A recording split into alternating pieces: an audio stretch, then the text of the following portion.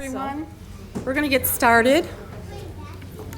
We're going to start with the new board members taking the oath of office, and I'd like to present and welcome the City Clerk, Jan Friends.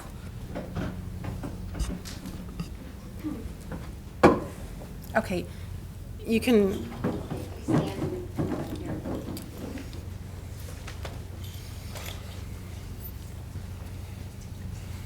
Raise your right hand and repeat after me. I do solemnly swear I do solemnly swear that I will support the Constitution of the United States that I will support the Constitution of the United States and the Constitution of the State of Michigan, and the Constitution of the State of Michigan, and that I will faithfully discharge the duties and that I will faithfully of the Board of Education of the Southgate Community School District. really Of the office of the Board of of Education Education, of the Southgate Community School District, according to the best of my ability. according to the best of my ability. Congratulations. We've already failed. I'll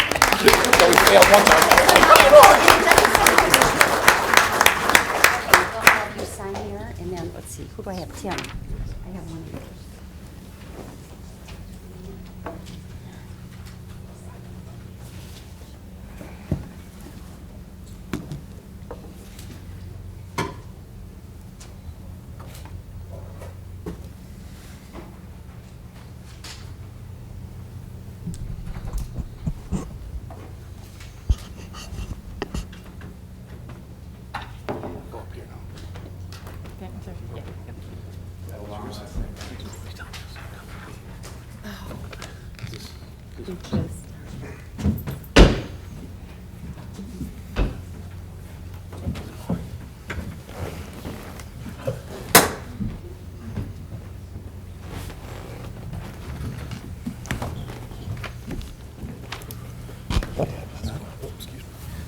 Dad's good.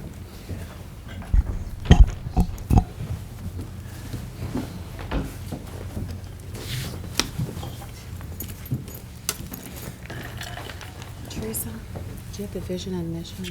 Oh, I do. I'm sorry. I should remember that.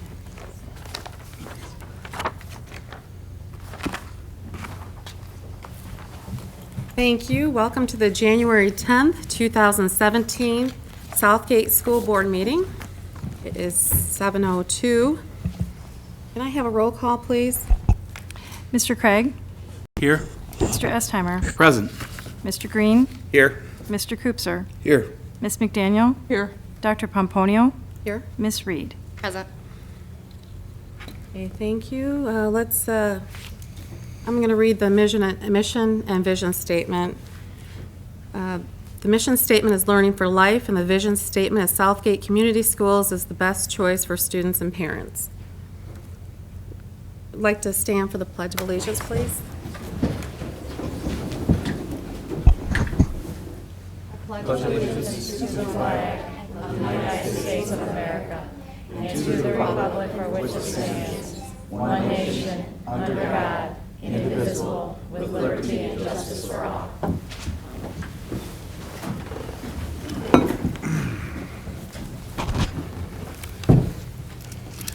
Thank you.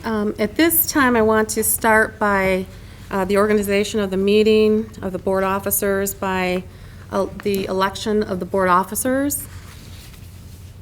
I'd like to put on the floor nominations for the president of the Board of Education. I'd like to nominate, is this at the time? Yes. I'd like to nominate you, Dr. Pomponio. Thank you. Any other nominations for board president? I'd like to nominate Jason. Thank you. Any other nominations? Okay, seeing two nominations, we have Jason Craig and Darlene Pomponio. I'd like to have a roll call. I'm sorry, I don't accept the nomination. I wouldn't be able to perform that, so I'm going to not accept that nomination. Thank you. Thank you. Okay. But I won't be able to accept that. Okay, so we have one nomination for Darlene Pomponio that's on the table. Can we have a roll call, please? A roll call vote, please? Mr. Craig, Yes.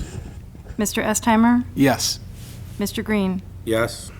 Mr. Coopser, Yes. Ms. McDaniel, No.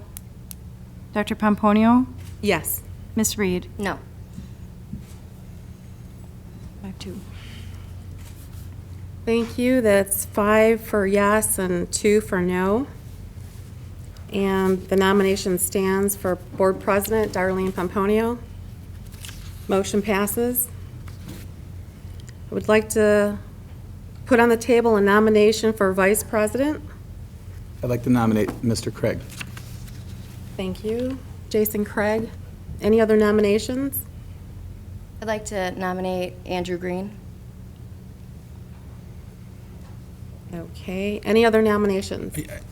I'm not going to be able, or I'm not willing at this point to be vice president. Thank you. I appreciate the support, but at this point, that is something I'm not interested in. Okay, thank you. So at this time, we have Jason Craig as the Vice President nomination. Do you accept that, Jason? I do.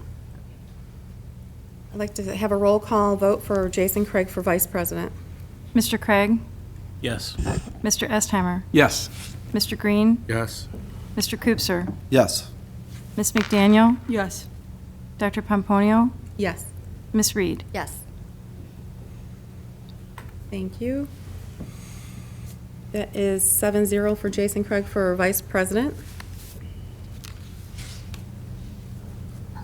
Okay, I'd like to put nominations on the table for Board Treasurer. I'd like to nominate Melissa McDaniel. Okay, I have a nomination for Melissa McDaniel. Any other nominations? I nominate Jason Coopser. Okay. Any other nominations? Okay, seeing none at this time, we have 2 for treasurer.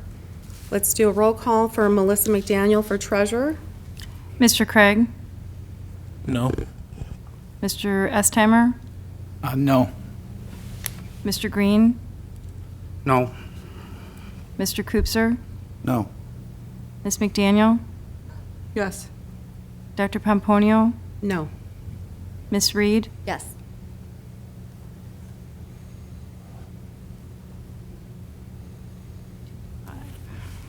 Okay, I have 5 noes and 2 yeses for Melissa McDaniel for treasurer. And the next roll call vote I'd like to have for Jason Cusper. Roll call, please. Mr. Craig, Yes. Mr. Estheimer, Yes. Mr. Green, Yes. Mr. Coopser, Yes. Ms. McDaniel, No. Dr. Pomponio, Yes. Ms. Reed. No.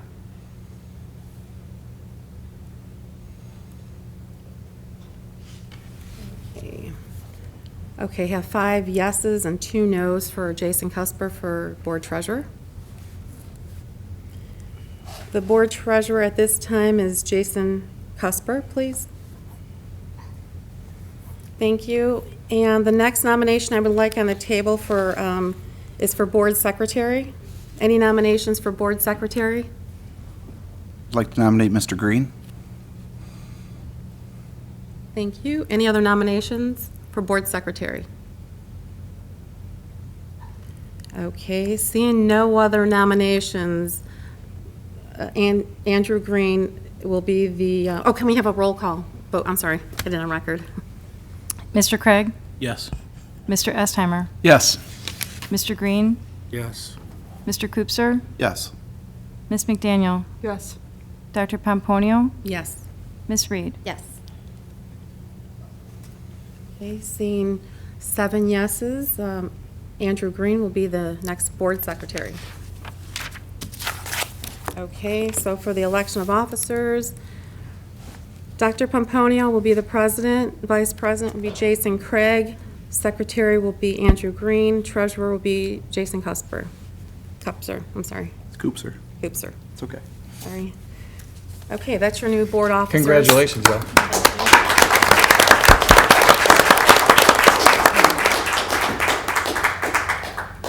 Okay, thank you. We're going to start with, or continue with board appointments for a few different liaison positions. The first one we have is Legislative Relations Network Chairperson.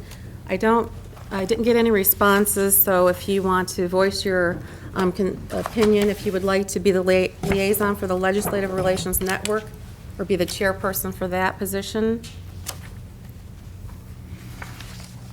It's not necessary or required, but if there's an interest, you can forward that interest.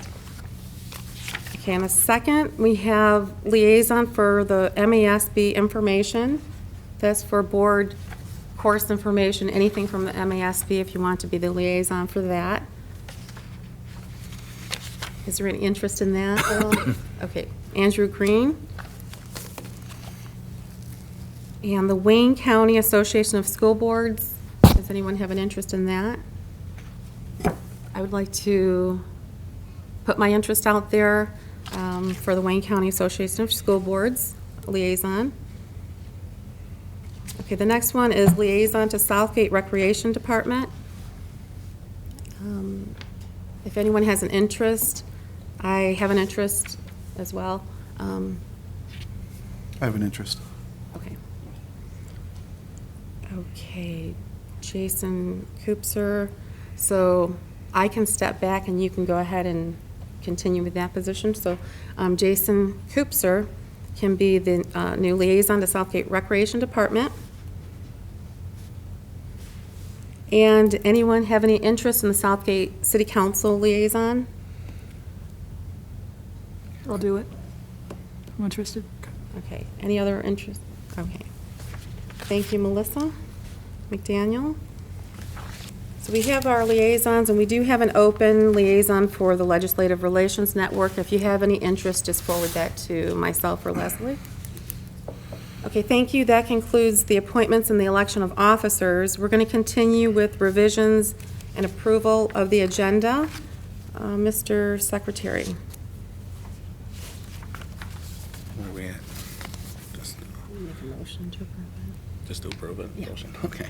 I'll make a motion, I make a motion to approve the revisions and approval of the agenda from previous board meeting, correct? Just this current. Just current one? Okay, Second. Thank you. sorry. Thank you. Any discussion or comments on the approval of the agenda? Seeing no comments or discussion, motion's passed. Approval of the agenda. We're moving to F, citizen comments on discussion or action items. Do we have any citizens' comments at this point? Did you want to speak at this time, or? Karen George. Thank you, Madam Okay, thank you. Chairman, President. Congratulations. I'm Southgate Councilwoman Karen George. I'd like to welcome all of you. I guess it's nice to see some new faces. You're kind of a little bit nervous and excited. It is an exciting night. I want to thank you so much for your decision to run for the board. I know it's going to be very, very challenging, but also very rewarding. Again, thank you for your dedication to the Southgate School District. I do try to watch your meetings. I do want to thank your secretary. She does send us your agenda for each meeting, and then I do try to watch from at home. I like to try to keep abreast of what is going on. I don't have any children in the schools. My sons did go to school with Jason Koopser. So I kind of feel a little bond to you already, but I wish you the best. If there's ever anything that I can do for you, feel free to call me, and I guess I should say in the 21st century, or email me. Most people do it by email anymore, but we're serving the same taxpayers, and if you feel that there's ever a need or whatever, feel free to call me or email me at any time. And again, congratulations. Thank you. Thank you. Okay, we're moving on to G, presentations. We're going to start with construction update with Rob Kikowski from Plant Moran Crescent. Good evening, everyone. Just wanted to give you a quick monthly update here as we're moving forward with construction. So you'll see in front of you, I gave you the monthly dashboard report that pretty much brings to the first meeting each month and kind of go through with you guys, and then we update this, and it's posted on your guys' website and stuff too. So just kind of gives a quick snapshot of where construction's at, what's kind of coming down the pipe, and then what we have to look forward to. So it shows the budget summary kind of in the middle, gives you a snapshot of everything, where we're at financial-wise right now. In the upper right-hand section, you'll see the project phasing schedule, just kind of outlines the work that is planned for each of the years here as we're moving forward. The lower right corner, this is kind of the work that'll be listed, gives you an outline of recently completed construction work and then what's coming up, say, in the next 2 to 4 weeks. So right now in there, you'll see really the only construction we have going on is the Bid Pack 4 is ongoing right now, and that's the football stadium bleachers. The concrete pads have been poured. Material actually did start arriving yesterday, so they're starting the visitor side installation right now, and that'll be done probably by mid to end of January, and then they'll be starting on the home side. So really in the next 4 to 6 weeks, the new bleachers should be all installed. So that's really all the construction work that we have going on right now, but as we progress here in the coming months, you'll definitely see a lot more activity coming up. The next section there to the left, the progress photos, we just kind of show you some updates, give you some new photos each month of some of the projects that are going on. So these are shots, I try to do them from kind of what was done in the last few months, or the last month I should say.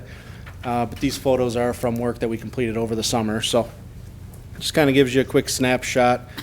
The cash flow finances, again, just gives you a quick summary of where we're at with everything. And then the short-term milestone task, just giving an update of what we have going on right now. So this week on Thursday, we have the roofing bids coming in for all the 2017 work, which I believe is 5 schools with the roofing project. So we'll have those bids in here on Thursday.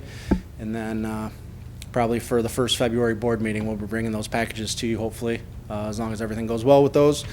To you guys for approval at the first February board meeting. So Thursday's a big day, a lot of roof projects coming up. So, and then looking ahead, we have Bid Pack 6 and 7 are the bulk of the construction work that'll be going on this year. So Bid Pack 6 is all the site work, athletic field work that we're going to be doing at each of the schools with the parking lots, and at the high school with the new tennis courts and some of the other renovations that we're doing there to the ball fields. And then Bid Pack 7 is the building interior work that we're doing, boiler upgrades, the remaining secure entries that haven't been done, some of the miscellaneous architectural work that's planned for.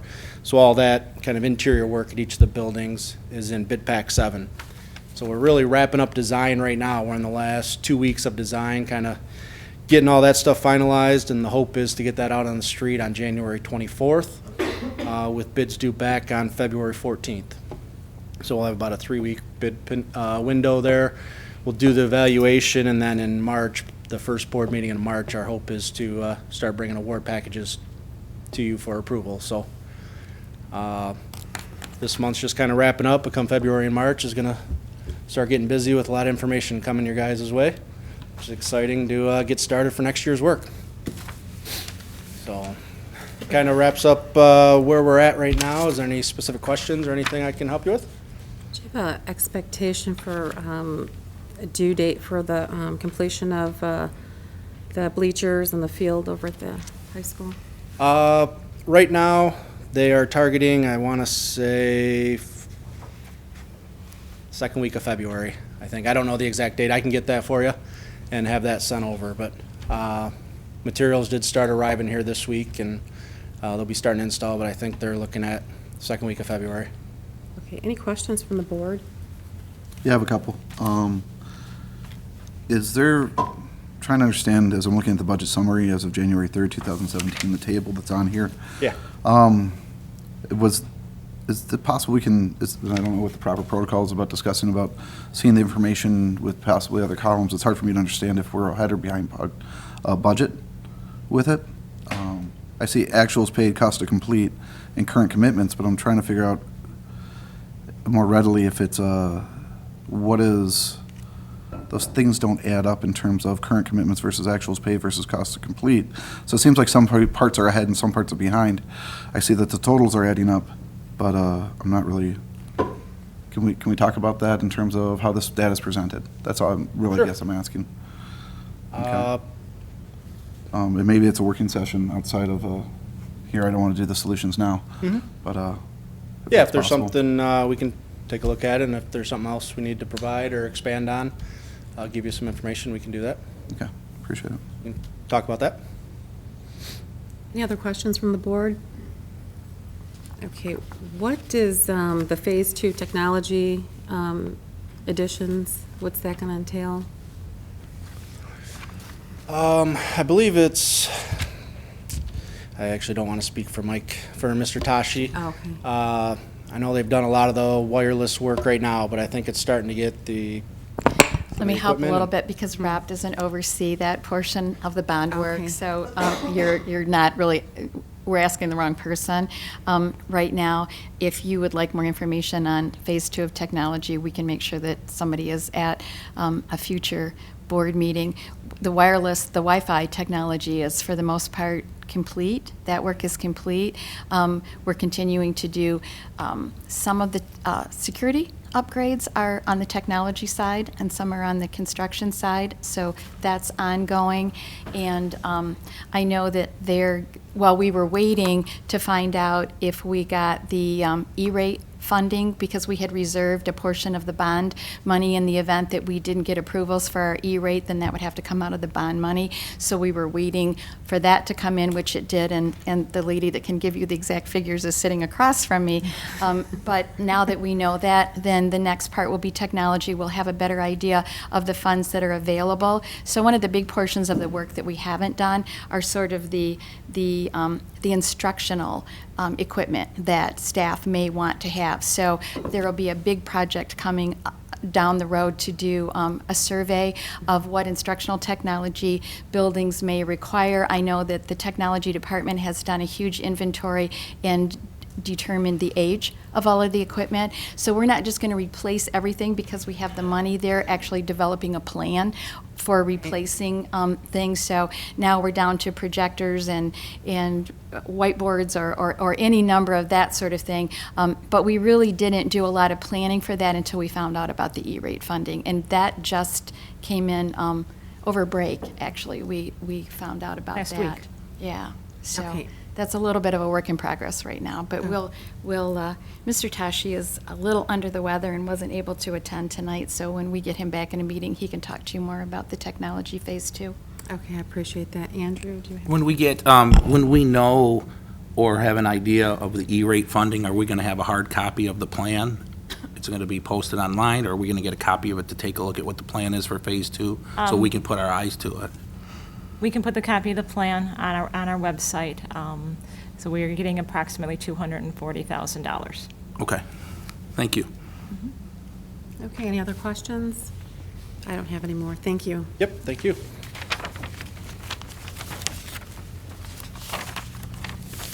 Okay, so now we move to Jill Pastor with the 5D Plus Teacher Evaluation Tool Overview. Actually, Jill Pastor and Jerry Moran and Leslie Cretion.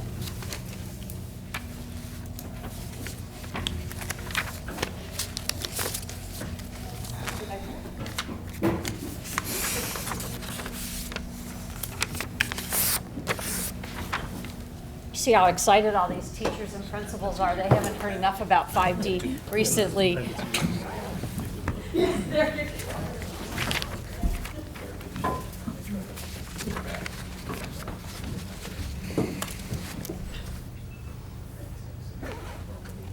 So we've been talking about this a little bit and giving you some information.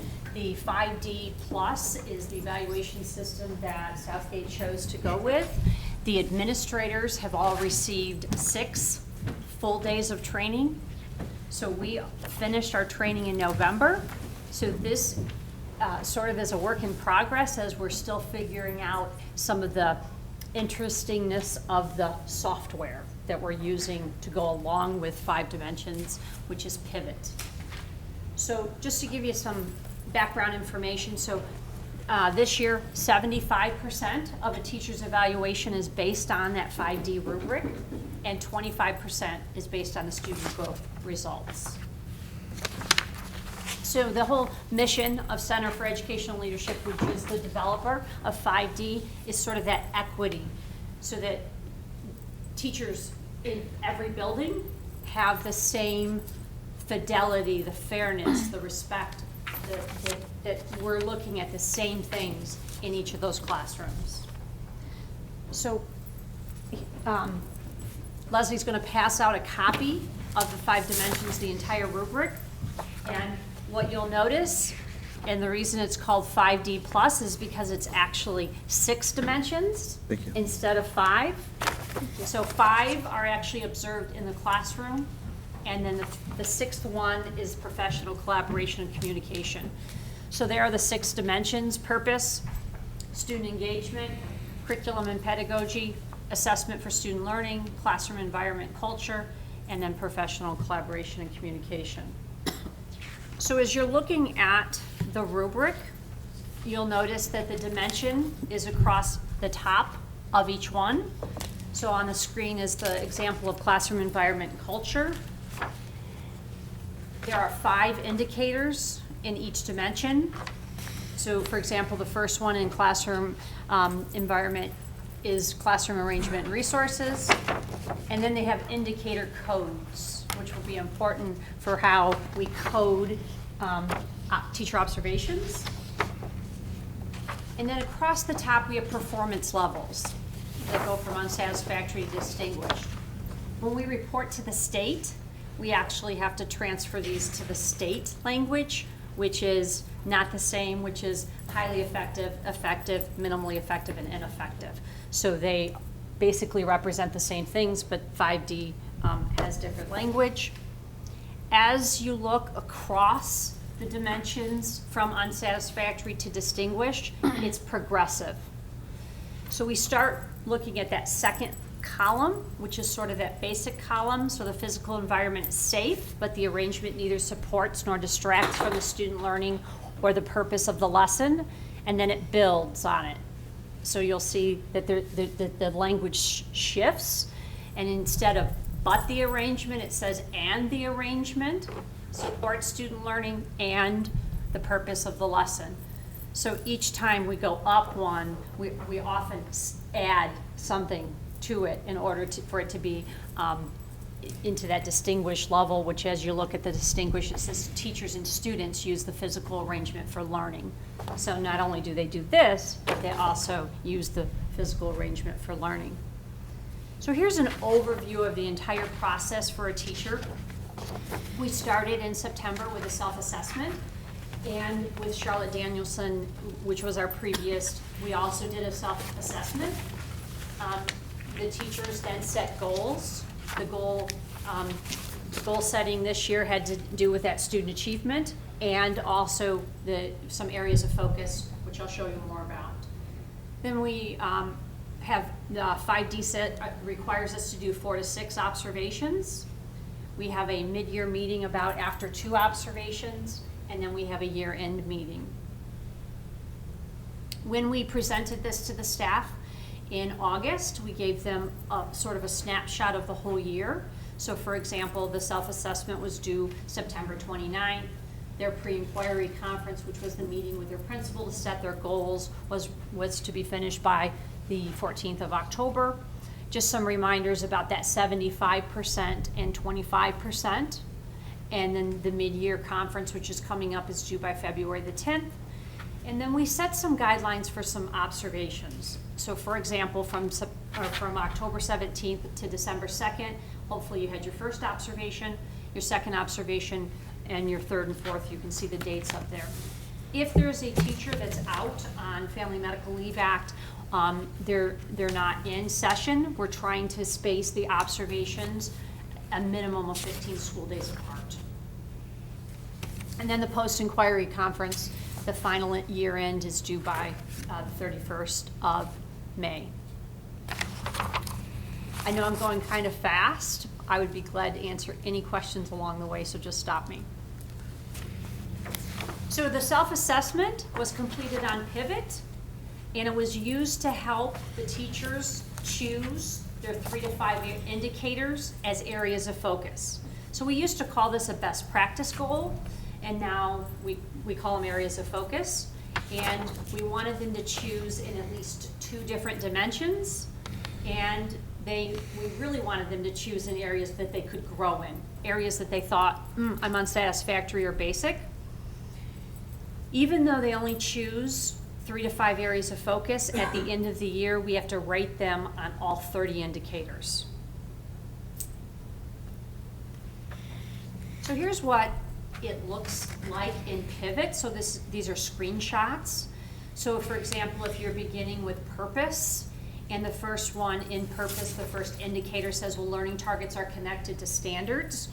So the teachers hopefully would have their rubric with them, because they can click on distinguished and they can see the language pops up, and it's sort of in a bullet form here on Pivot. So it says, lessons are based on grade level standards, the daily learning targets aligned to the standards, students can rephrase the learning target in their own words, and they can explain why the learning targets are important. So it's a little bit different format than it is on the rubric. And then proficient, you'll notice, has 3 of those bullets, basic 2, and unsatisfactory is 1. So that's another way that it builds up, and if you read the language closely, you can see that it adds on as you get higher in that distinguished rating. So the teacher goes through and decides, based on this information, I believe I'm basic or proficient or distinguished or unsatisfactory. When they're finished with all 30 indicators, they can review. So this is just an example of what it looks like at the review stage based on those indicators. So you can see, for this particular example, I chose 2 proficients and 3 basics in purpose. There was no judgment about why the teachers chose different areas. In fact, I don't know if every administrator looked at their self-assessment. In the past, the self-assessment wasn't shared, so this is a new piece for teachers, sort of, Now I'm wondering if this is a good thing or a bad thing for me to put basic or distinguished or proficient. So we had some teachers I know that were a little leery about how honest can I really be, or will I get graded less if I think I'm less of myself. So here are 2 more indicators, just what it looks like on Pivot. And then at the end, they finalize their self-assessment. And unlike in the past, the administrator gets an email notification that says, Sarah Jones submitted her self-assessment, so that we know that that piece was done. So the areas of focus in student growth was entered on Pivot, and it was finalized at the pre-inquiry conference with the administrator. So they chose those 3 to 5 areas of focus. And then they also had student growth goals, and as a district, we said these are the things that your student growth goals must include. So multiple measures, so for example, a pre-test, post-test, different classes. It had to be based on data, so what information did you have? The standards or the assessments had to be attached to multiple standards or core knowledge or skills. We recommended to the teachers that we put it in a system called MyStar DNA, but we're going to require it for next year. Part of the administrative evaluations, all the administrators have to have all the data points of all their teachers, so they have to be able to capture that data on a spreadsheet in order for Leslie then to look at our cumulative data points to decide on our student growth for our teachers. The teacher student growth goals had to be based on simple average or tiered growth, and then it had to include all students. If you wanted an exemption, so for example, if it's May 31st and you have a new student that comes in May 1st, you wouldn't have had the opportunity to have 10 months of instruction with that student. You may have asked for an exemption for that student growth data to not be included in your end of the year. That has to be submitted and approved by the superintendent if you're going to exempt any students. So this is sort of what the area of focus looks like on Pivot. So if the teacher chose classroom environment and culture, and they were working on learning routines, they may have put something like, I've established specific routines for discussion and collaboration, including turn and talk, think, pair, shares, Foursquare, and different groupings of 2 to 4 students for purposes of getting students to talk in class. However, these discussions are typically teacher-directed, and students use them more out of compliance than to develop, test, and refine their thinking specific to the learning target of each lesson.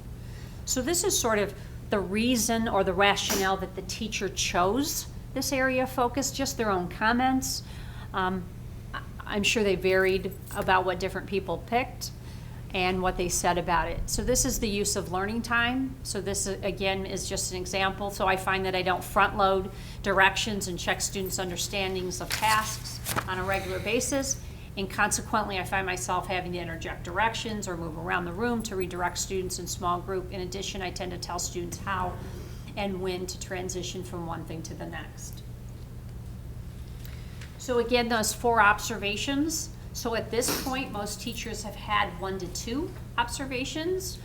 And in the past, many of the observations were scheduled. And this year, 3 out of the 4 are unannounced. So the teachers do not know we're coming in. And actually, they could all be unannounced if the teacher prefers it. But if the teacher would like to invite us in, they can do that for 1 observation during the year. So before an observation, the administrator reviews the teacher's lesson plans. So they look for things like the standards, the learning targets, the focus agenda area, what kind of evidence of learning or check for understanding. And most of the principals are also looking at, before I go in, I'm going to check to see what that teacher's areas of focus are. So during an observation, the administrator scripts what is going on. So for example, before they actually start scripting, they're going to look around the room and get a flavor for what's going, capture what's going on in the environment. So it might be something like this. So students are sitting on the floor facing the wall that includes several charts, including exemplars of inferences and reading learning target. We are learning to make inference by joining the clues in the text and schema to make good guesses. So basically, I captured what is on a video that I'm going to show you to give you some sense of what it looks like. Students are learning how to write about the inferences they draw related to the characters in the text they're reading. They collaboratively created learning goals, success criteria, and exemplars to guide their writing. These learning tools are posted in the classroom for students to refer to during their writing. Before they work on their individual writing, they will have many opportunities to write with support from their peers and teacher. So this is where the observation would take groups, the scripting. You had some exemplars, and that's a fancy word for, what's that a fancy word for? Exemplars? Ronnie? Examples. Examples, right. So they're examples, and these are examples that we had written together, right, after we'd done a lot of work with Stregonona, our picture book. And what you did yesterday was you put them in order from weakest to strongest. And then each group also justified and they explained why they thought one was a level 1, 2, 3, and 4. And remember we typed that in on the smartboard? Okay, well I printed them up and now they're on the wall for us to refer to. And as we get further and further into our work with inferring, we're going to keep coming back to this, and you'll even have a copy in your notes as usual to look at. Today we're going to together write a sample answer from our shared reading, and we're just going to go back and use our success criteria, okay? Let's review some of our success criteria. Can you read with me, please? Okay. We are learning to make inferences by joining the clues in the text to our schema to make good guesses. I can use the clues in the text, example, pictures, words, together with my schema to make an inference. Okay. Show me with your thumbs up or thumbs to the side if you're comfortable doing that. Nobody else should see, just me. Yeah, I think we're pretty comfortable with that. Okay, I can make inferences that match the clues. Support my inference with my own ideas, which is schema. Okay, so let's see. if you're comfortable doing that. Comfortable or maybe a little more practice. Thank you. All right, good job. And remember, if you get stuck, the way you come up with your inference is thinking about the clues in the text and joining it with what's already in your head. Remember all those big files that we have in our heads? Okay, and that's how you make a really good, smart guess. It's a little bit different than a prediction, okay, because it's based on the clues. It's an informed guess. Okay, we're going to face the smartboard now, and we're going to make up a shared answer and make sure that we've met the success criteria. So to give you an example, that was just over 2 minutes of instruction, and the minimum amount of time we're in a classroom is 15 minutes. So once we type the 15 minutes, we then go back and we code the evidence. So I'll show you what that looks like. So here the students are sitting on the floor. This is the first thing that captured that information before she actually started teaching. And we have the indicator codes. So their classroom environment 1, P1, P4, P5, and CP5.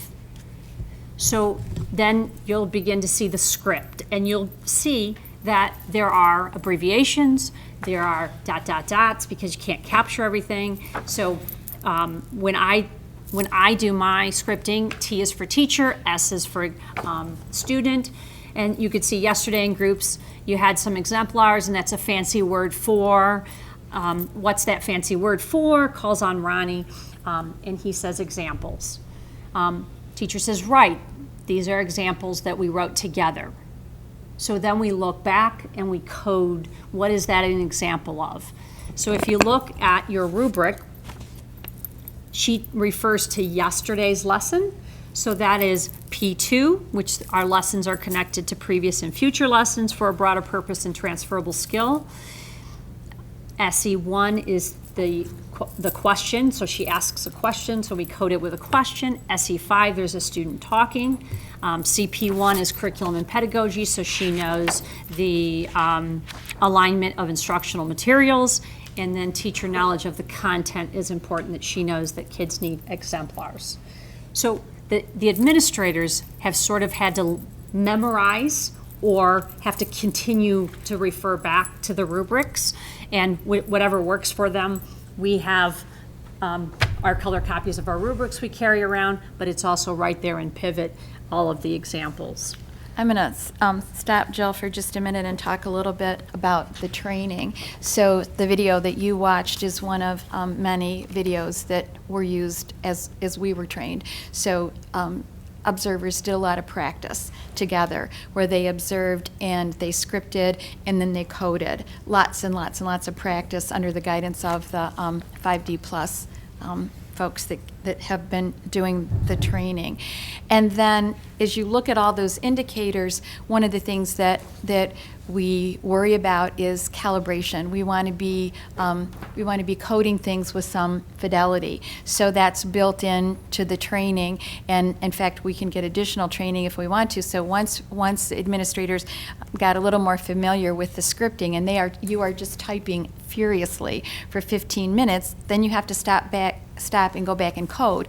Well, as you can see, you're adding a lot of codes. So they did have to memorize these, and they have to memorize them with great accuracy, because you can imagine the amount of time it's going to take if I have to stop and really reread all those indicators in the rubric while I'm trying to do this. So one of the things that we also did is talk in each of these dimensions. We spent a great deal of time talking about what does that actually mean? What does that look like? What might I see? What might I hear? And so we had a common understanding of what it might look like in a classroom, and then we had some examples of what it might look like. And then for the calibration, part of the training was to give us, again, a snippet of time in a classroom. Everybody would script and code separately, and then we would compare. What did you call that? What did you call that? What did you code? What did I code? All again under the guidance of the 5D Plus, with the goal of making sure that we were coding in a similar fashion and that we had a common understanding of what all of those indicators. So this is 5 full days? 6 full days of training for this part of it, and that's just to get us started. I think the other thing that I want to add here is that the majority of the professional development time that's available to us this year for the district is being used to make sure that we are supporting and training and teaching and implementing, because as you spend some time on your own looking at the rubric and what the language is, this is the heart of good instruction. So everything that we're doing, our school improvement plans, our instructional expertise, our instructional strategies, some of you that have been on the board for a while have talked about the instructional rounds. All of that is intended now to link to and support the work that we're doing in 5D+. So as you're doing the evaluation observations, you have to write everything down and then plug it in afterwards, or is there a way that you can? So when we're in the classroom, we are furiously typing, and we chunk the information, and I'm going to tell you, we all chunk a little differently. There's not, as long as you capture things, but if you capture this much, you're going to code so much that the teacher won't be able to distinguish which is where. So all of us have a little bit different ability to chunk. It also timestamps everything.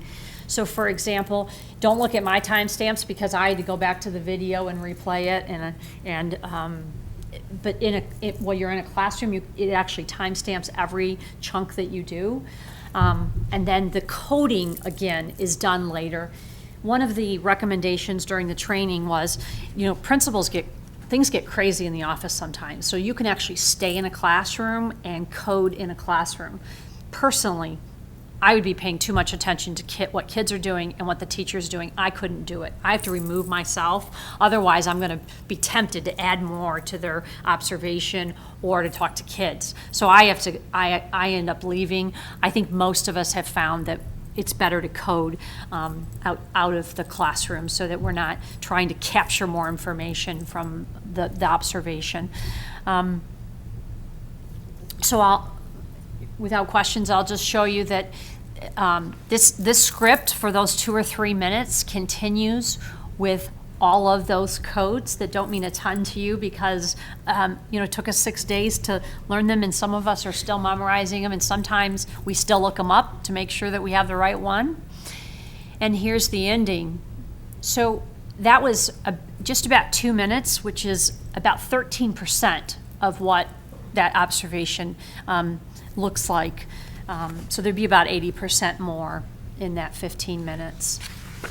So the observation is finished, and the principal goes back and they code, and they look at the teacher's areas of focus. So in this particular case, I chose 3 areas for this teacher. So P4, communication of learning targets, P5, the success criteria, and CP5, use of scaffolds.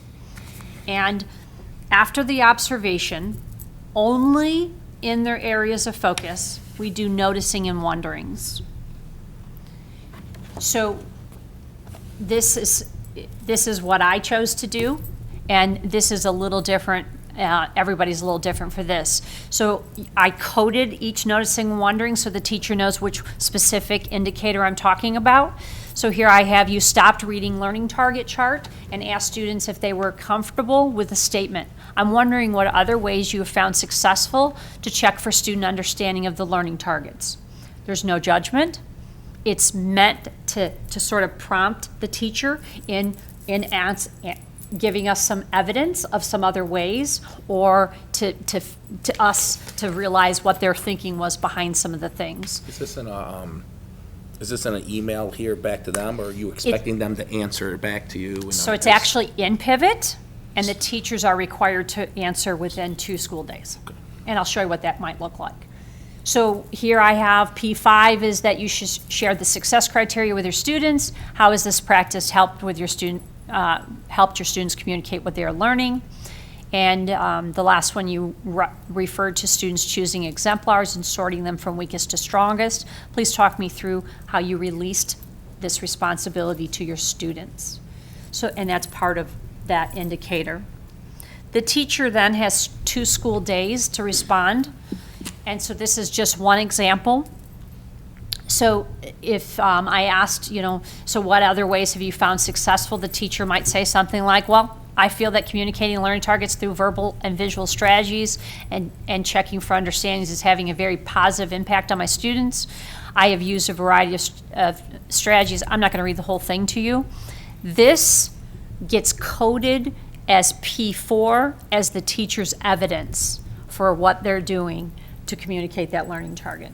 So it's a great way for the teachers to present us with that evidence too. Because in that classroom, when you think about the classroom instruction, we only capture an hour of what they do all year if we see them 4 times at 15 minutes. So we're not going to capture many things. So they would answer all of our noticing and wonderings, and I'm going to be honest with you, some of my teachers that I personally observe are 2 to 3 sentences, and some have written me 2 paragraphs. So it's up to how they want to respond, and probably depends on what indicator is asked. So after the observation, after the noticing and wonderings, the administrator has 5 school days to actually provide feedback. So it would say something like this. So thank you for the opportunity to visit your classroom. I'm pretty specific, December 22nd at Allen Elementary, today's lesson. So we give them some affirmations. So some things that we saw that were going on in their classroom. So today's lesson was clearly linked to previous day's lesson and contains the transferable skill of making inferences. You provided students with the opportunity to rank the exemplars from weakest to strongest and therefore allowed students to take ownership of their learning. So I'm capturing information on other indicators in their affirmations. You communicated the learning target during the lessons and checked to see if students were comfortable. You prompted your students to use the success criteria. Here's where I give them some feedback. So consider using strategies to ask students to communicate what they are learning. So she checked to see if they were comfortable doing the I can statements, but she didn't have them restate those things, which is what the indicator says. So for example, if you asked your students to choose to respond to learning logs, one of the following prompts: today I learned, or the most useful thing I will take away from this lesson is, or what I liked most about this lesson was. You provided some scaffolds to promote learning and independence by making copies of the notes for students to use while making their guesses. Please consider that students are expected to be self-reliant. That's right from the rubric. Please plan to release the responsibility to students. So during each observation, the administrator collects that evidence, and the evidence is not rated. So we don't say that teacher was unsatisfactory in this. We do that at the end of the year. However, one of the things that that they did recommend was us to keep a chart, and I'll show you what that looks like. Also, as part of our drive for us to be the same or similar, Jerry and I are meeting with half the administrators each month to co-observe, to code, to discuss affirmation, possible noticing and wonderings, and/or feedback. So for the first 3 months, I had a set of administrators and Jerry had a set, and then for the next 3 months, we switch. So everyone will get an opportunity to work with us. And adding to that, you'll notice in a lot of the responses back and forth that it mirrors the language of the rubric, and we've insisted on that. We have to make sure that we're using a common language. So you're not going to see where administrators are just talking about things outside of the rubric or where they're using different phrases or different terminology. They're going to use very similar language. The other part of our calibration and making sure that we're implementing with fidelity, and Jill observes, evaluates teachers and went through the training and is also providing some support to the administrators. Jerry Morin went through the training. He's not evaluating teachers, but he's providing that support. I went through the training. I have access. I can see everything. I can see every administrator, every observation, every teacher. And so one of the things that I will be doing really as part of the administrator evaluations, and to make sure that that we're implementing this correctly is I'm looking for patterns, I'm looking for commonalities, I'm looking to make sure that we're doing things in a similar fashion. So if I were to see something that looked very different in the language or the responses or the protocols in one building or with one administrator or one group of teachers, then I would bring that back to one of our 2 monthly meetings that we have with administrators. One is a shorter, more the business of the district, but then another is with the principals who are doing these evaluations, where we're bringing things back to the table and we're talking about what about this, what about that, because as we're implementing this, a lot of the administrators are finding strategies and ways to do things that work for them, and they're sharing all of that on Google Docs. Hey, when I did this observation, I found that this was really helpful, and so there's a lot of that going on while we're implementing. Go ahead. Couple questions. One, curious, in the middle, at Davison, in the high school with the assistant principals, are they in the evaluations or only principals? Or is it No, just spread out? the assistant principals are also doing evaluations. Is this at Asher also? Yes. Okay. And I'm assuming that you or Jill, I mean, somebody's in charge of the principals. I mean, we're asking the teachers to stay on the same time frame, so we're making sure the principals are evaluating within that time frame also? So they have deadlines, Okay. and so some of those deadlines that you saw, for example, when the growth plans were all due, then I went in and did a spot check to make sure that I saw growth plans had been completed on time. So that's part of what I do to monitor the administrators. Thank you.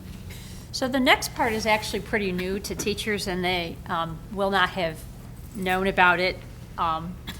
So the next thing that is recommended but not required is for the administrators to sort of keep this form about what the teacher can do, what they're on the verge of, or what they're far from doing. So some of us have found it very useful. It is extremely time consuming, so I want to show you what that looks like. So considering the lesson we just saw, I looked at what can the teacher do, because this is a growth model. We want to start with what the teacher can do. So for example, I have that the learning target based on standards and aligned to the standard. What I didn't see, but I think it's either right there or she's on the verge of, was that the students didn't rephrase the learning target. So if I'm going to coach that teacher, give her a little push, I know that that's probably the push or the question I could ask. But again, that's 2 minutes of an observation. I may have found out more information had I had done the second observation. The reason that I have P4 and P5 as yellow, when I do this form, those are the teacher's areas of focus. So I keep them a little bit different color. When I did this for the teachers that I observe, I have done it so that the second observation is a different row. So this allows us to keep within that whole growth model. So what can the teacher do? What are they on the verge of? Or what have I not witnessed the teacher doing? Because of those 2 minutes, there's lots of indicators I didn't code for that teacher. So our mid-year conference is to examine the action steps, to discuss the growth of the students and to decide whether they would continue or have new areas of focus. So 5D did give us a template that I am emailing to the teachers tomorrow, so the teachers will have some sense of some of the questions. So you can see that for example, it might sound something like this for a teacher. So based on the evidence, how did focusing on communicating the learning targets address the students knowing your expectations? So that's a sentence frame, but we can add then the things from the specific indicators to ask questions. It is pretty lengthy. It looks worse than it is. I've had 4 mid-year inquiry meetings, and they lasted between 40 minutes and 1 hour and 10. So this is an example of a completed one that I completed based on the teacher's observations. So gave her some strengths that I saw, rephrased those questions, wanted to see how she felt like she was doing in her areas of focus. And then I also said, I've not witnessed or gathered evidence in the following indicators, so that teacher knew that perhaps they wanted to invite me in, so I would capture those indicators, or that they may have to upload the evidence for those indicators. So for example, there's an indicator A2 that talks about that they only do it 2 to 3 times a unit or a semester. That is probably something that a teacher's going to have to upload evidence, because we're probably not going to capture that in a classroom. And there's a place in Pivot, and Pivot is the platform that we're using. You could use a different platform if you wanted to. But so teachers can upload any kind of files, including if they want to video themselves or something going on in a classroom, if samples of work, photographs, all of that kind of stuff. It's really easy to upload. We've obviously asked them not to upload everything that they ever produce in a classroom, but again, to be very targeted in giving us good evidence of the things that we may not have observed when we were in their classrooms. But it's really easy to do, and again, this is all housed in Pivot. So just to remind you, the year-end meeting, which we haven't gotten to, is completed by May 31st. I know it was lengthy, but I would be glad to answer any questions. Or Jerry, do you have anything you want to add? A couple of things about that's unique to the 5D program that works out well. When the teachers choose their areas of focus, it doesn't put, like other evaluation systems, it puts more weight on those. You're graded on the areas of focus you choose. You set goals based on that. 5D doesn't put any extra weight. Your teachers are rated on all 30 indicators. There's no extra weight put on the indicators that they choose as areas of focus. So there's no reason for a teacher to think, oh, well, if I'm going to get rated on this, I'll pick something I'm already good at. It's actually to the teacher's advantage to pick an area where they've got some weaknesses, because that's the area that they're going to get the most support and feedback from their administrators on. So the program is very much a growth model and supports teachers in that way. I think I would add that it is extremely rigorous rubric. We liked this, and I'm sure there's some teachers going, oh my gosh, why did she like it? It does really match a lot of the work that we were already doing. It was scary for everybody when we first started, but I think one of the encouraging things for me, because again, I get to go in and look at how everybody is communicating back and forth. To date, I'm seeing some of the most honest conversations going on between teachers and administrators, where teachers are saying, I do this, but I don't do this, and because I don't do this, these are the things that I see occurring in my classroom, and that's sort of the on the verge of.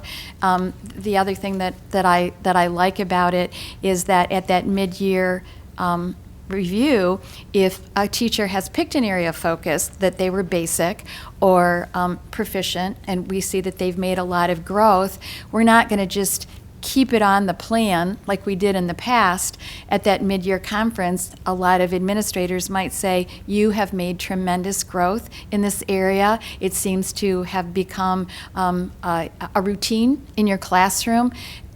An administrator might recommend that they change or add a new area of focus, or a teacher might say, wow, I was working on one of the indicators, and now I realize that there's something that's a precursor to that, and so I want to make some of those changes. I see that as being a real positive. Jill did mention that the on the verge of, can do, far from is a recommendation but not a requirement. From what I can tell, all the administrators are using some version of that. It's just a choice of whether or not you're going to spend a lot of time doing that for all of the indicators in the beginning, or if you're going to do it in the end before your end of year meeting. But either way, it's an important piece that has to be done. I just could not be more pleased with the conversations that are occurring between our administrators and our teachers and the growth that I see in their instructional practice. So a lot of work, and we have a lot more work ahead of us, but so far it's been a very powerful tool. You have teachers who teach maybe 3 different courses, Spanish, engineering, art maybe, and are they struggling to focus or have all these elements, or like if they go from one course, maybe band to English, are they struggling at all with these? They're not, because this is based on just good instructional practices. So for example, you want the kids to know what the purpose of the lesson is. That's that whole dimension around purpose. And so whether you teach art or whether you teach engineering, it's important for kids to know where you're going. So another support that we've done, and for a long time, our professional development has centered on instructional practice, and we've talked about increasing student engagement, higher order thinking. Jill has done book studies in the past. She, I think, is doing like 4 groups right now? Are you doing, okay, 2 groups right now. They're still called book studies, but they're not necessarily a book, but they're pieces and parts. So teachers were able to answer some survey information and indicate areas where they felt like they needed additional instruction. And the response by teachers, they're spending a sizable amount of time on their own after school, getting extra support from Jill. I'm aware of a couple of groups that are doing some things in their buildings. The staff is working really, really hard as a result of this evaluation system. So one more question. If a teacher is struggling and they're ineffective for the year, does that get reported? And then do they have an opportunity the next year to pull that together with the plan? So as part of the rep report that's uploaded to the state, every person has an indicator attached to their name, but their name is not attached to it. So you can actually, on myschooldata.org, look at teacher effectiveness per building, but there are no names attached. And I provided some of those numbers to the board for the superintendent evaluation last year. But the second half of that question is yes. If you are a teacher that is not yet tenured in our district, or not yet tenured, or if you have been determined to be minimally effective or ineffective, you are also required to be on an IDP, and that is all of this plus some more. So in addition to everything that you just saw, if you are on an IDP as an improvement plan, then in addition to your areas of focus, then you also, the administrator has to add in the ways in which they will support the teacher. They have to have timelines. You have to comment on whether or not they have made progress on their areas of focus. And then at the mid-year conference, you are required to set some new goals based on the progress that you have made or not made. And that all has to be reflected in... Teachers on IDP, you actually meet with them personally after every observation. So that's in addition to, and we just figured out today a way to do all of that bookkeeping that we must do. We figured out a way to also do that on Pivot. So now we don't have to make the teacher and the evaluator fill out additional forms, and they don't have to type anything. That we're trying to make it all work in Pivot so that we meet the letter of the law and we improve instruction all within the guidelines of the teacher evaluation tool and our ability to use Pivot. So it's slow now because it's new to us, but I think the more we use it and the more familiar we get, we're going to find that we're going to make more progress with less paperwork. I have a few questions, maybe just for my own education of it. In terms of the 5+ D rubric, is that a standard that's used across the entire state? Is it a nationwide best practice? How does that work? I'm sorry. So the Michigan Department of Ed, a few years ago, formulated a commission that was charged with selecting the choices that we had, and that's part of the law. So we had choices for which teacher evaluation tool we could use. We had some choices for which administrative evaluation tool we could use, and then you had choices for which superintendent evaluation tool. So these have all been vetted and approved by the legislature and the Michigan Department of Ed. So this is one of those. And when you look on our on the website under our transparency, which is that blue map of Michigan, one of the things that we're required to do is post the assurances and the research. So all the links are on there to 5D Plus, or for administrators it's School Advance, or for me it's the MASB tool. What's the frequency in which you readdress whether or not you need a new tool? I'm sorry? What's the frequency in which you readdress whether or not you need a new tool or not? So this seems like this is new? When the state tells us, This when from they the pass state? a new law. Okay, well, I'm just saying, does it seem like they gave you a menu? You selected, this was the tool you wanted to use. I was just curious if you So one go of the back and things look you at that should- every once in a while. You should know is that we weren't using one of the 4. We were using a morphed version Okay. of one of the 4 that we had combined and changed some things. So we were going to have a new system this fall, no matter what we did. So we looked at the 4 systems. We looked at the costs of the 4 systems, because we have to pay for a licensing fee every year. And then we looked at what fits in with the things that we've been focusing on. So this is a requirement by law, and we have to pay the licensing fee for the 5D plus? For anything, Okay. for one of them. But we did get some money this year from the legislature, and that was dispersed to all the ISDs, and then the ISDs dispersed it to us.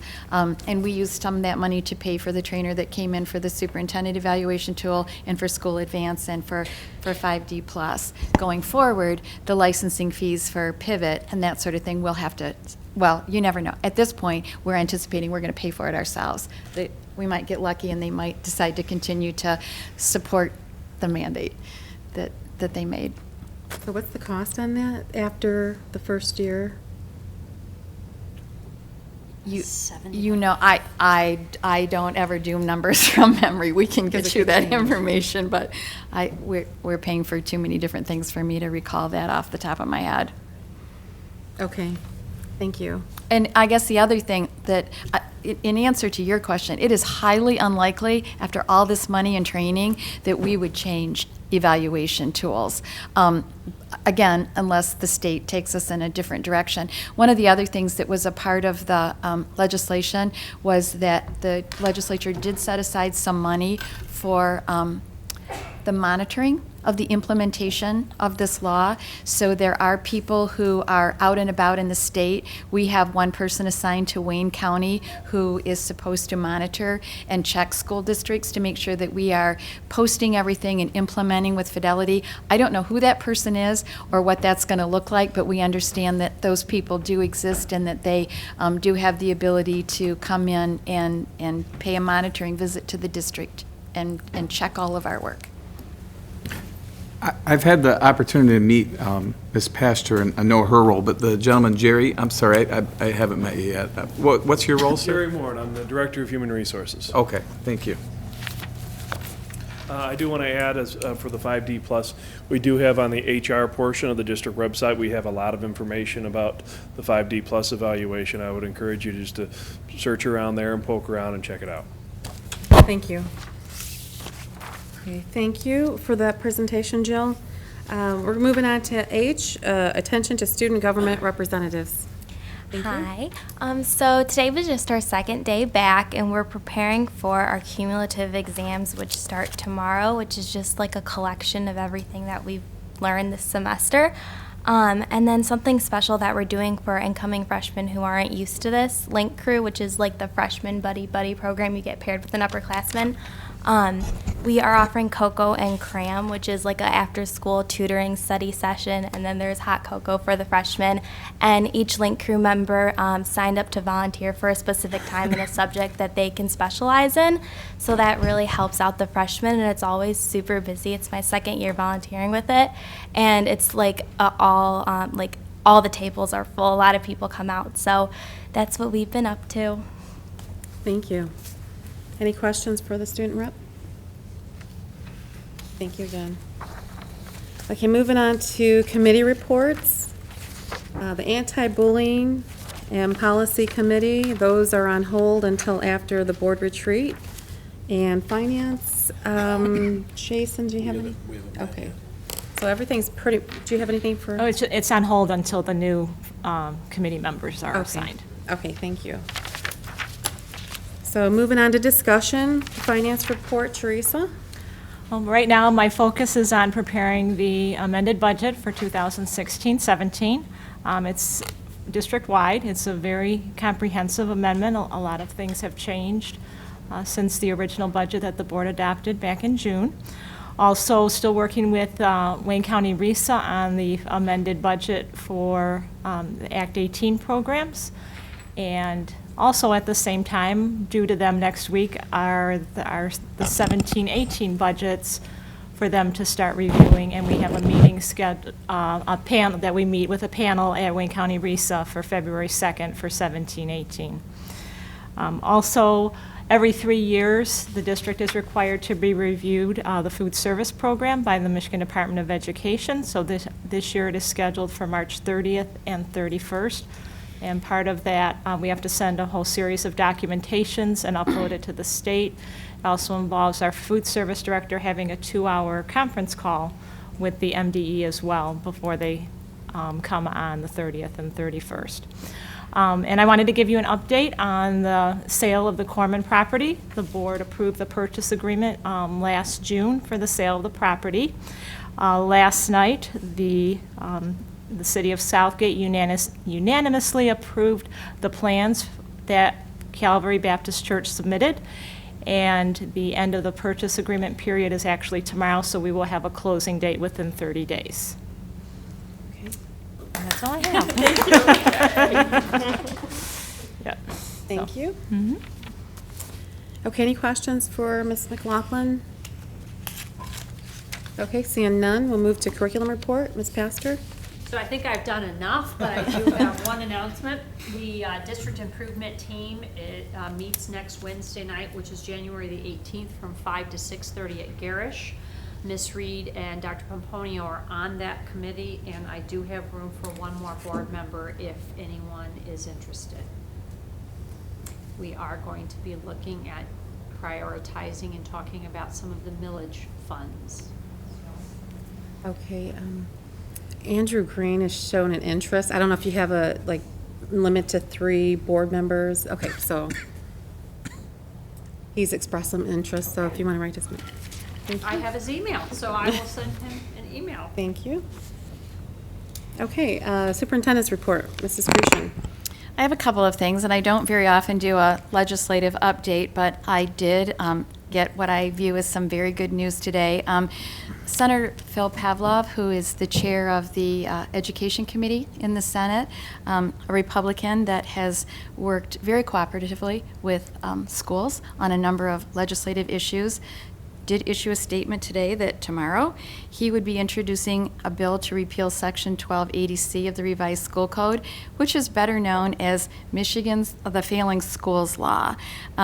He went on to say that it was a great idea, but it has failed miserably. It is in chaos, and we need to scrap that and find a better way to try to help our failing schools. So I couldn't agree more with Senator Pavlov, and if any of you are so inclined, I would urge everyone to contact his office and thank him for the efforts and lend your support to that, because I think that I would have to say that most schools who have experienced the state reform office have found it to be confusing and chaotic and not at all helpful. So other just updates for you, and some of this is a repeat to the returning board members, and I apologize, but I definitely need to try to bring the new board members up to date on some of this stuff.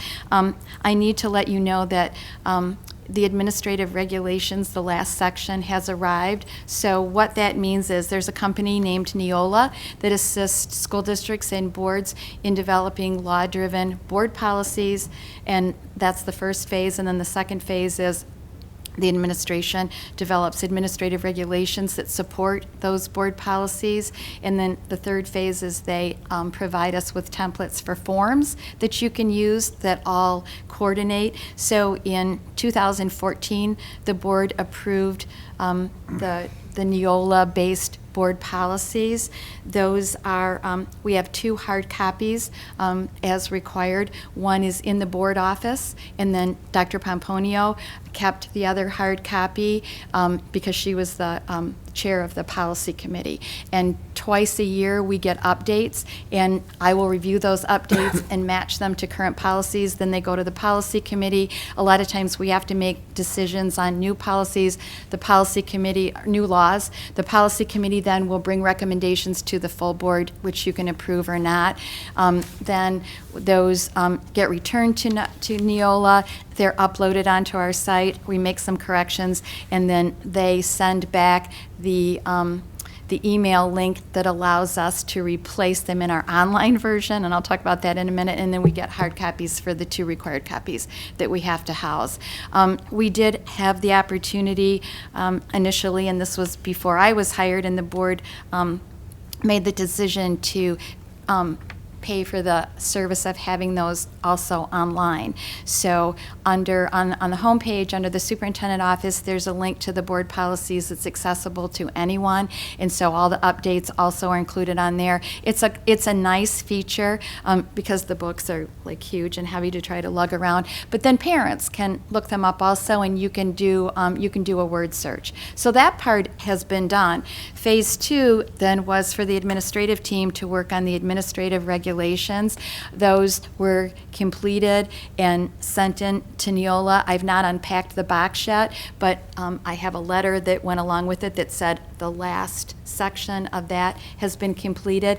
I need to call down there tomorrow to find out, because they have not yet emailed me to provide the link to those policies. That is another very large manual, so at a future work session, we'll be deciding if all of you want your own copy of those, if you want me to copy those, or if I just give you access to the link, that sort of thing. And then the third thing that we have only just started on over the summer, the forms that were provided. We had forms in this district in 25 different formats on 55 different locations, and I've attempted to try to get all of those organized into a hard copy or where they're located.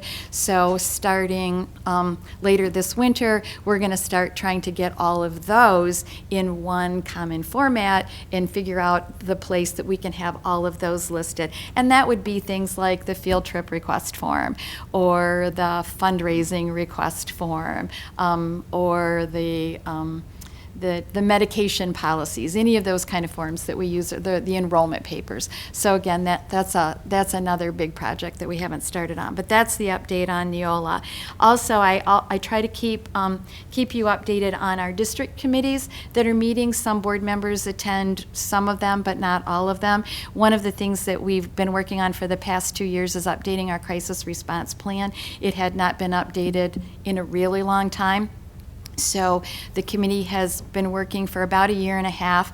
We have completed the big district plan. It is in the final stages of editing, and once that's completed, then we'll have that in hard copy for all of the buildings, and we will also have that online.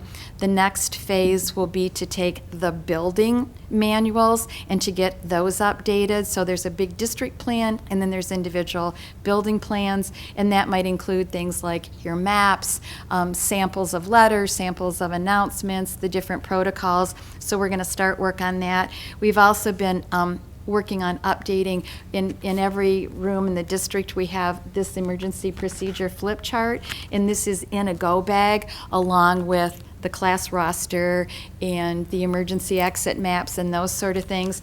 Thank goodness, because these are very expensive. What we're going to be able to do is just have the cards reprinted and updated. It's going to be rather labor intensive, so we'll be looking for some volunteers to help us with this. We need to get these updated to reflect the new emergency plan, and we'll be placing an order soon for those cards and for the go bags. Another part of the whole crisis planning is something called a vulnerability assessment, and when we first started this, we did a vulnerability assessment in each building, and that might be from talking about doorways and stairs and all of the rooms labeled with the numbers in the windows so that the first responders have, can easily identify an area. It might include the lighting around the buildings. It might include questions about training, who has access, who has keys, what doors are locked. It's just a very lengthy document. We did those vulnerability assessments a few years ago. Keith Garland, who is the coordinator of safety for the district, compiled all of that information, and we had sort of a to-do list. This is what we need to take care of. This is the training that we need. At that time, a lot of the to-do list was required some money that we didn't have to take care of some things, so we've been able to address some of those needs with the bond money. So about 2 months ago, Keith and I did the annual update of the vulnerability assessment plans for each of the buildings, and we were able to cross off some of our to-do list. We did some things like we had to order some new signs around the buildings. We have ordered some cages to go over the fire alarm poles to prevent someone from just pulling it for the heck of it. He did an assessment of all the lighting around all of the buildings and then turned that over to Rob, who turned it over to the architects and engineers that are working with the lighting to make sure that we were taking care of any dark spots. He evaluated places where visibility may be impacted by shrubbery, and then turned that information over to Nate Lay, the director of grounds and maintenance and facilities, and we cleared out some shrubs. So those are kind of the things that are done on an ongoing basis. We just also recently completed updating our evacuation spots. So we have for each building 2 different evacuation spots where one building goes to another facility with the district, and then we have evacuation sites that might be like a church or a hotel or something like that. So we just updated all that, verified with everybody, yes, we can come. We have a list of superintendents that could provide transportation assistance for us, so we just finished that. So it's just been a lot of work. I would say that we're probably 2/3 of the way finished. The goal is to try to get all of the planning done by the end of this year, to get all of the new pieces and parts. And then next year, when we're finished with the 5D Plus training, if the legislature doesn't come up with some other thing that we need to change directions on, we'd like to capture just a little bit of the professional development time to do some training and crisis response. So that's the 2 big things that I was working on for the past couple days. Okay, do you know if we have most of the books that we can replace the little cards in? Well, all of our classrooms currently have them. I sent out an all-staff email today, and hallelujah, I just located a couple of stashes of these. So if somebody has one that's broken or not in real good shape, or the go bag, we may not have to order any of the new cases. I'm thinking that we've found enough, but we're waiting for those to be delivered to the board office. Okay, that sounds good. Any questions from the board? Okay, I just have a question about the security sensors with the buildings. Are they sensitive with the alarm systems for some of the buildings, causing the police department to come out on false alarms? Do you know? There's a couple things that have happened since we switched over to Wyandotte Alarm. We did change companies for our alarm and security, and they repaired all of the alarm boxes and then went through all the zones, all the wiring, all the sensors, and they made some repairs on some sensors. And so there's a few of us that are on the call list. I would be one of them. And so when there's a motion detected in a building, they call the police immediately. Then they start calling calling us. So after one very long night where I was called 4 times during the middle of the night, and they don't call and say, would you like me to call the police? They call and say, the police are on their way. Okay. It will let you know if there's a problem. What was occurring is that any loose piece of paper, like if I have a poster in my classroom and it's come loose and the heat kicks on, and when the heat kicks on, air moves through the classroom, and maybe that poster moved a little bit because a lot of our sensors are motion detector, it would send a signal that there was movement in the classroom. Okay. So we took care of that. So yes, we have had a few false alarms. I actually had a return call from a gentleman who's helping us with that at Wyandotte Alarm today, and I didn't have an opportunity to call him back. Okay, thank you. Yep. The good news is that they call the police, and the even better news is that the police respond. So we feel very well protected, but we don't want to send the police out on false alarms. Okay, thank you. Okay, moving on to citizens' comments. Are there any citizens who would like to make any comments at this time? Seeing none, we'll move on to consent. Mr. Secretary? Make them.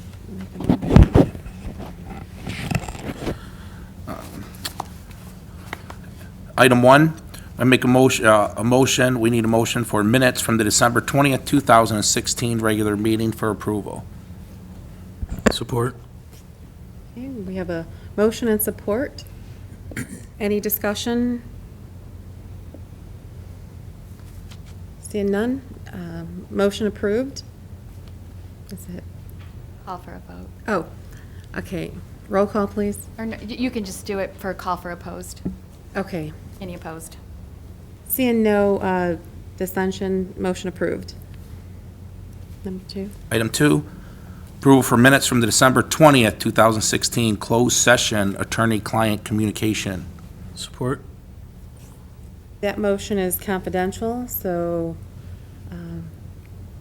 roll call for support on this. We don't need a roll call, we just can't have any open discussion. Okay. So you can just ask if anybody is opposed. Okay. Anyone opposed to the minutes from that closed session? Okay, seeing none, motion approved. Number 3. Item 3, HR update. Support. Seeing a motion and support. Any comments or questions? Discussion? Seeing none, motion approved. Item 4, disbursements for December 2016. Support. Seeing a motion and support. Any questions or comments? Seeing none, motion approved. Moving on to action items. We don't have any action items today. And employee representatives. Are there any employee representatives that would like to speak? Seeing none. Okay, we're going to move on to information and announcements. Is there any information or announcements from the board? Okay, I just have one announcement. I would like to just say good luck to the middle school JV and varsity winter guard as they're going to Flushing, Michigan, Flushing High School Saturday for their field day. Okay, we don't have any work sessions, so I'd like to make a motion to adjourn. Thank you.